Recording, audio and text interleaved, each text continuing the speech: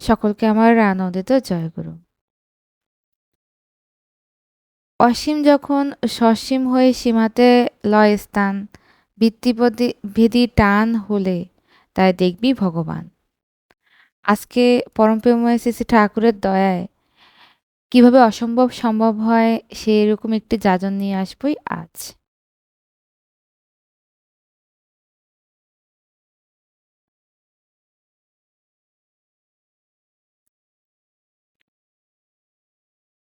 আমরা নিজে নিজে জন্মাবার আগে কিছুই ভাবিনি। কালকর্মে তা আমরা বুঝতে পারি যখন সেটা হাতের কাছে পাই বা দেখতে পারি। এক অদ্ভুত, আমরা মরে যাই, কোথায় যাই জানি না। জন্মে জন্মে আছি, কোথা থেকে আসি জানি না। এখানে আমরা যতদিন আয়ু থাকে ততদিন কর্মরত থাকি, কি কর্ম করা উচিত তাও জানি না।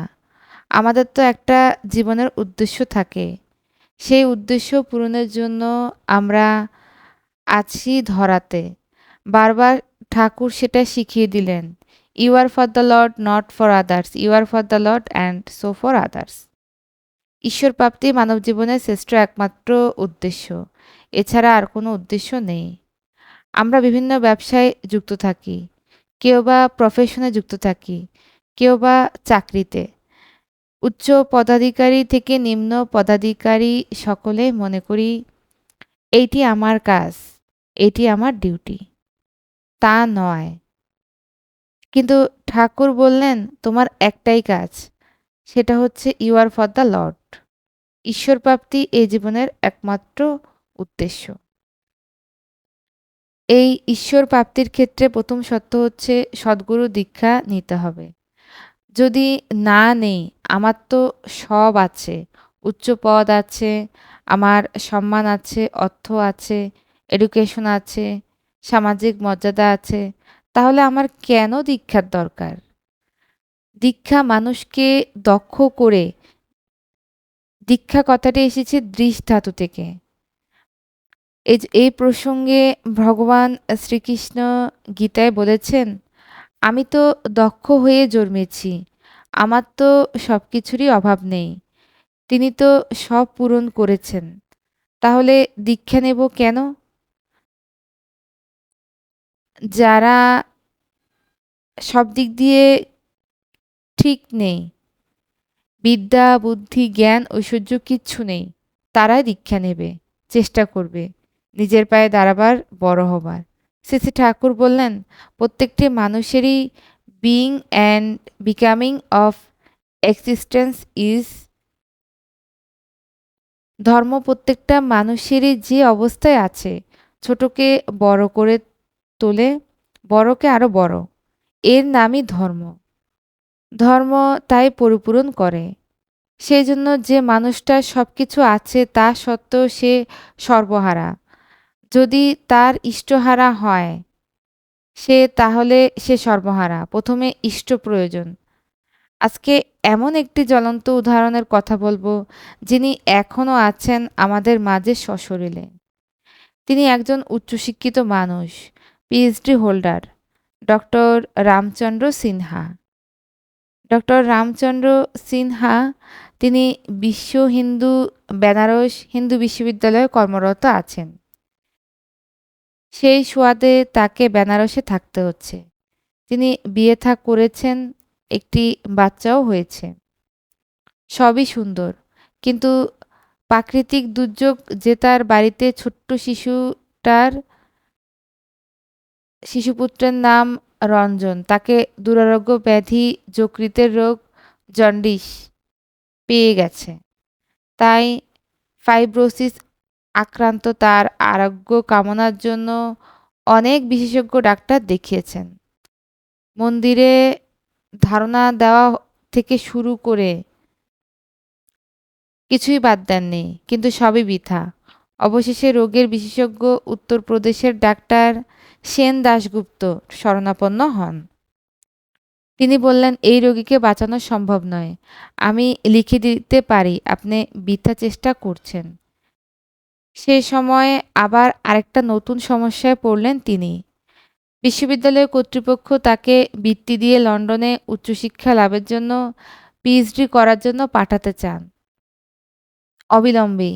আর সে অবস্থায় আরও অন্ধকার ছেয়ে এলো। বাড়িতে চুরি হলো। হতাশে মন এমনিতেই ভেঙে গেল। স্ত্রীর যাবতীয় গয়নাগাটি একমাত্র ভরসা ছিল, সেটাও চুরি হয়ে গেল। চূড়ান্ত উদ্বিগ্নতা। দিনগুলো কাটছে আর ভাবছি চারিধারে বিভ্রান্তির মধ্যে একমাত্র সুইসাইডই কি আমার রাস্তা হবে। সেই সময় মনে পড়ল তার বড় ভাইয়ের কথা। শ্রীবাস্তব, তিনি শ্রী শ্রী ঠাকুরের বড় ভক্ত। তাকে চিঠি দিয়ে সবকিছু ঘটনার কথা জানালেন। তিনি তো গুরু ছাড়া কিছু বোঝেন না। তিনি শ্রী শ্রী ঠাকুর অনুকূলচন্দ্রের পরম ভক্ত। তিনি ঠাকুরকে বুঝছেন, তাই তিনি চিঠির উত্তরে লিখছেন, একজন বাঙালি সদ্গুরু হিসেবে পরিচিত। তুমি চিঠি পাওয়া মাত্র এখানে চলে এসো। সব ব্যাপারটাই সমাধান হয়ে যাবে। চিঠির উত্তর পেয়ে ভীষণভাবে রেগে গেলেন তিনি। ডক্টর রামচন্দ্র সিনহা, ভাবছেন এটা কি দাদার কোনো উপযুক্ত কর্তব্য করা হলো? দুটো সান্ত্বনা বাক্য, কিছু টাকা পাঠিয়ে যদি বলতেন, তাহলে ভাবতাম আপন দাদা আমার, কল্যাণ চায়। কিন্তু একবারেই মনোপুত হলো না তার উত্তর। কয়েকদিন পর আবার ধমক দিয়ে চিঠি লিখলেন, তার কথা না শুনলে আমার সমস্ত সম্পর্ক বিচ্ছিন্ন করে দেবেন। আমরা স্বামী স্ত্রীতে ভাবলাম তাহলে একবার দেওঘরে যাওয়াই যাক।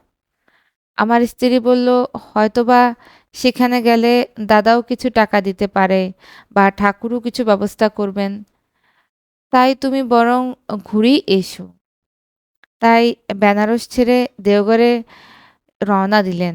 আর কোডোর মাতে অপেক্ষা করছে তার সেই দাদা। সোজা সৎসঙ্গ আশ্রম। সেখানে দাদার গুরু শ্রী শ্রী ঠাকুর অনুকূলচন্দ্র অবস্থান করছেন। একটু হতাশ হয়ে শুনতে পেলাম যে এখন দেওঘরে শ্রী শ্রী ঠাকুর নেই, তিনি দুমকায় অবস্থান করছেন। মনে মনে ভালোই খুশি হলো। রামচন্দ্রজি ভাবছেন, তাহলে দাদা এবার আমাকে ছেড়ে দেবে। আমি সোজা বেনারস ফিরে যাব, ছুটি পেয়ে তাড়াতাড়ি। কিন্তু হলো বিপরীত। দুমকা যাওয়ার জন্য তিনি সঙ্গে সঙ্গে দুটো ছাতা বগলে করে হাজির হলেন। বৃষ্টি পড়ছে ঝিমঝিম করে। ও কিছু না, এখনই বাস পেয়ে যাব দুমকা যাওয়ার। চলো, বাস স্ট্যান্ডে গিয়ে বাসও পেয়ে গেল। সন্ধে ঘনিয়ে এসেছে, বৃষ্টি পড়ছে গুড়ি গুড়ি। সোজা সেখানে বড় বাংলাতে অবস্থান করছেন শ্রী শ্রী ঠাকুর। আশ্রমে জল জমে আছে। জোরে জোরে আওয়াজ না হয় তাই আস্তে আস্তে পা টিপে টিপে হাঁটতে হাঁটতে বললেন, আমরা দুই ভাই হাঁটছি। তারপর বেশ কিছু লোক জয়গুরু জয়গুরু করে সারি দিয়ে এগিয়ে এসে বারান্দায় আমাদের অভ্যর্থনা জানালো। একটু দাঁড়াতেই স্বাগত জানালো। যেমনই 14-15 বছরের একটা ছেলে ছুটে এলো। মেয়ে বলল, শ্রী শ্রী ঠাকুর শ্রী বাস্তবদা এবং তার ভাইকে খাওয়া দাওয়া করে সকাল সকাল শুয়ে পড়তে বললেন। পরিশ্রান্ত হয়ে আছেন। পরদিন সকালে তার ভাইয়ের দীক্ষা হবে। এই ব্যাপারটা তো একটু রহস্যজনক মনে হচ্ছে। গুরু শিষ্যের যেন আগে থেকেই কথাবার্তা পাকা হয়ে আছে। কি আর করে, ভাই যখন এসেছে তখন দীক্ষা হয়ে যাবে। যাক, দুই ভাইয়ের একটু ফ্রেশ হইলে খাওয়া দাওয়া করে শুয়ে পড়লাম।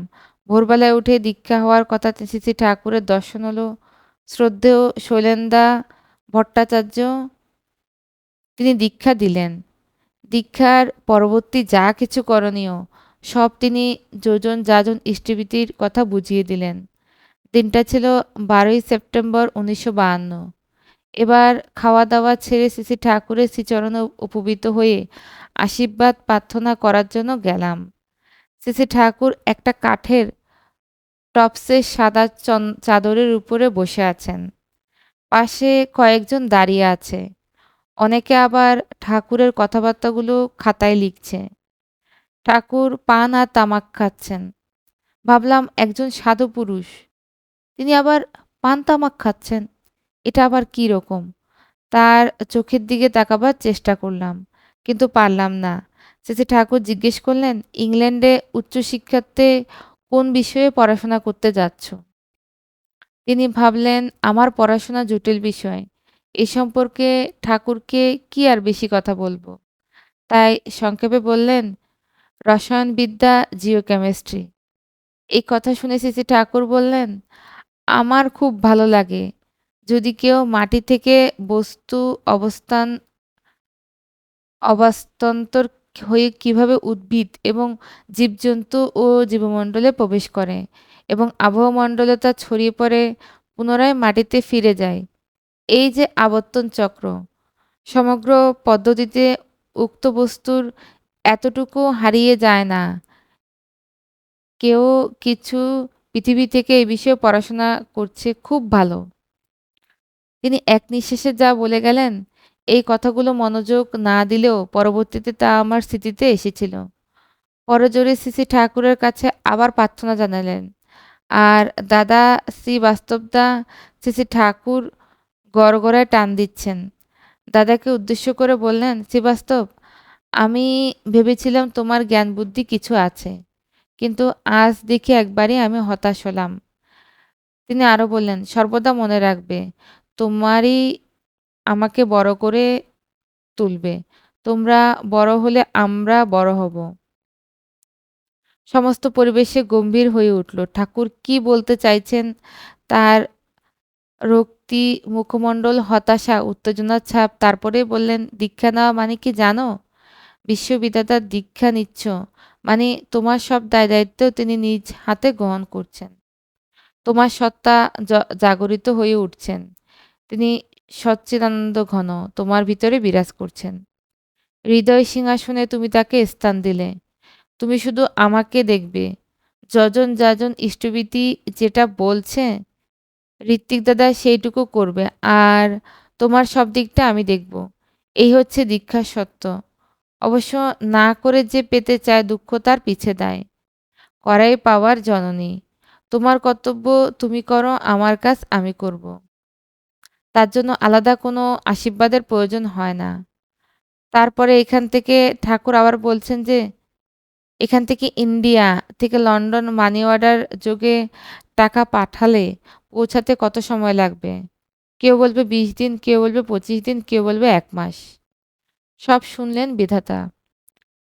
তিনি বললেন, আমার মনে হয় অজপাড়া গ্রাম থেকে চিঠি, মানি অর্ডার, পার্সেল ১ সপ্তাহের মধ্যে পৌঁছে যায়। তাহলে বড় শহর থেকে ১ মুহূর্তেই পৌঁছে যাবে। ইংল্যান্ডের মানি অর্ডার যেতে ১ মাস সময় লাগবে না। আমি মনে করি যার সাম্রাজ্যে সূর্য অস্ত যায় না, ডাকঘরে কোনো ব্যক্তি টাকা জমা দেওয়ার কিছুক্ষণ পরেই লন্ডনে পৌঁছে যেতে পারি। এই কথাগুলো খুব মনোযোগ সহকারে শুন সকলেই শুনছিলেন। ঠাকুর এত সব জানলেন কি করে? কেনই বা বলছেন? ধীরে ধীরে একটা ভালোবাসার দৃষ্টিতে তিনি তাকালেন। শ্রী ঠাকুরকে প্রণাম জানিয়ে বিদায় নেওয়া হলো। চোখের জল আবেগমস্তে কণ্ঠে উপেক্ষা না করে মৃদু মৃদু মানুষ আমি উত্তর দেওয়ার জন্য অন্যের উপর নির্ভর করতে লাগলাম। বাড়ি ফেরার পথে মন্দিরের ছবিটাও চলে কিছুটা, ঠাকুরের একটা ফটো গলায় নিলাম। রোজ ইষ্টভীতি ঠিকমতো করব, পকেটে রাখলাম। যশোডি পৌঁছে নাম সবসময় চলছে। বারাণসীতে যখন এসে পৌঁছালাম তখন দেখে ছেলের শারীরিক অবস্থা একটু উন্নতি হয়নি। ঠাকুরের কাছে গেলাম তো কোথায় উন্নতি তো হলো না, আবার ডাক্তার যেন শরণাপন্ন হতে হলো। তিনি পরীক্ষা করে দেখলেন রোগীর জীবনের আশা খুবই কম। কিছুই বুঝে উঠতে পারছি না। কর্মক্ষেত্রে গিয়ে দেখি ছুটি মঞ্জুরের চেয়ে দরখাস্ত দিলাম, কিন্তু মঞ্জুর হয়নি তখনও। দীক্ষার পর স্বয়ং শ্রী ঠাকুর আমার দায়িত্ব নিলেন। আমি তারই যন্ত্রমাত্র। তিনি বুঝবো কি করে? ডিপার্টমেন্টে গিয়ে দেখি প্রফেসর পিয়ন গেটে দাঁড়িয়ে আছে। তিনি আমাকে তৎক্ষণাৎ বিভাগীয় প্রধানের সঙ্গে দেখা করতে বললেন। আর ভাবলেন বোধহয় আমার ছুটি নিয়ে যায়নি বলে তিনি রেগে গেছেন। কিন্তু ঘটনাটা তা নয়। তিনি লঞ্চ তিনি লখনৌতে এক আয়ুর্বেদিক ডাক্তার আছেন। তিনি বাচ্চাদের লিভারের অসুখের উপরে সুচিকিৎসক রিসার্চ করছেন। তাকে দেখানোর জন্য অ্যাডভাইস দিলেন। তার নির্দেশ মতো ডাক্তারের কাছে যাওয়ার পর দেখে শুনে ১ সপ্তাহের ওষুধ দিলেন। আর এতেই ছেয়ে গেল সে বাচ্চার পুরনো পাকা জন্ডিস। তাড়াতাড়ি সুস্থ হয়ে উঠলেন। ডাক্তারের কথাতে প্রমাণ করে দিল যে বিধাতাই সব। তিনি সাপ হয়ে কাটেন, ওঝা হয়ে ঝাড়েন। ১০ দিনের মধ্যে পুত্র একরকম স্বাভাবিক। সে সময় ঠাকুরই ছেলেকে সুস্থ করে তুললেন। সেটা আর বুঝতে বাকি রইল না। ভেতরে একটা শক্তি ফিরে এলো। এবার লন্ডনে যাবে। প্রফেসরের সঙ্গে দেখা করার পর পিএইচডি গাইড হিসেবে নির্বাচিত হয়েছে। জাহাজ বন্দর থেকে সরাসরি তার কাছে গিয়ে হাজির। তিনি বললেন, গ্রন্থাগার অপেক্ষা করো। ভিএম গোল্ডেন স্মিথ জিওকেমিস্ট্রির একটা বই আলমারি থেকে বারবার একটু একটু করে দেখেছিলাম। দেখছেন ঠাকুর যে কথা বলেছিলেন একই সংজ্ঞা। ঠাকুর কি করে জানলেন যে জিওকেমিস্ট্রি মানে তাই, যা ঠাকুর ধুমকাতে বসে বলে দিয়েছিলেন? তিনি মাটি থেকে কোন বস্তু অবস্থার উদ্ভিদ এবং জীবমণ্ডলে তা আবার আবহমণ্ডলে ছড়িয়ে পড়ে পুনরায় মাটিতে ফিরে আসার বিষয়ে। আশ্চর্যজনকভাবে এই ভিএম গোল্ডেন স্মিথের বইয়ের সংজ্ঞা একই। একেই বলে ভূ-রসায়নের সংজ্ঞা। গবেষণায় থেকে তাকে পাঠিয়ে দিলেন আরেক জায়গায়। কিন্তু হাতে কোনো টাকা পয়সা নেই। কি হবে উপায়? বারবার সবাইকে মেসেজ করতে লাগলাম। এই যে দুটো প্রথম শ্রেণীর টিকিট নগদ ১০ পাউন্ড। মনে পড়ল ঠাকুরের কথা। ডাকঘরে টাকা জমা দিলেই তৎক্ষণাৎ তা ইংল্যান্ডে পৌঁছে যেতে পারে। তিনি প্রত্যেকটি কথা, যে ৩-৪টি কথা বলেছিলেন, সবই আমার জন্য। তাই যেখানে গেলাম সেই অ্যাবারডিনশায়ারের আবহাওয়া তখন ১০ থেকে ১২ ফিট বরফ রাস্তায় জমে পড়েছে। ইন্ডিয়ান একটা কোট পরে গেছেন, ঠান্ডায় জমে যাচ্ছেন। সে সময় ডক্টর মিচেল কাছে গেলেন। কিছুক্ষণ পরে ডক্টর মিচেল ল্যাবরেটরিতে নিয়ে গেলেন এবং তিনি একটি বন্ধ করা খামে হাত দিলেন। বললেন, প্রফেসরকে যা লেখা লিখে দিয়েছি, এটা নিয়ে যাও। সে ডক্টর সিনহা সেটা নিয়ে গেলেন আর ভাবছেন হয়তো আমার সম্বন্ধে লিখেছেন। আমি অযোগ্য, অপদার্থ। সেটা নিয়ে গিয়ে ডক্টর মিচেল প্রফেসরকে দিলেন। তিনি খুলে বললেন, তুমি আগে বলনি কেন যে তুমি রসায়ন বিশ্লেষণ বিশেষজ্ঞ? ডক্টর মিচেলের চিঠিতে শুধু কাজ করতে চাও? কথাগুলো কানে বাজতে থাকলো। ঠাকুরের চিঠি লিখছিলাম যে ঠাকুর, আপনি যা যা বলেছেন এই ইনস্টিটিউটের ড্রিম প্রফেসর, ইউরেনিয়াম যাবতীয় সব গবেষণাগারে বসে আছি। ২টো ব্লক পাউডার দেয়া হলো। একটাতে লেখা আছে এ, আরেকটাতে বি। দুটোকেই শনাক্ত করতে বললেন। এই পাউডার দুটো আলাদা আলাদা পরীক্ষা করে নেয়। এই যে দেখি ইন্ডিয়া থেকে এক জাদুকর এসেছে। অত্যন্ত উত্তেজনা সহকারে তিনি বললেন, সারা পৃথিবীতে ৩২টা ল্যাবরেটরিতে যা ব্যর্থ হয়েছে পরীক্ষা করতে, আর কলেজের মুখ উজ্জ্বল করেছে ইউনিভার্সিটি। সিসি ঠাকুরের ছবিটা নিয়ে প্রণাম করতেই তিনি বললেন, প্রফেসর, ওটা কার ছবি? বলে, ওটা সিসি ঠাকুর অনুকূলচন্দ্রের ছবি। আমি তার শিষ্য। আজ ইষ্টপ্রসঙ্গ এ পর্যন্তই। মানুষকে ভালোবাসলে যে কি অসম্ভবের সম্ভব হয় তার একটি জ্বলন্ত প্রমাণ আজ ইষ্টপ্রসঙ্গে। সকলকে আমার আনন্দিত জয়গুরু।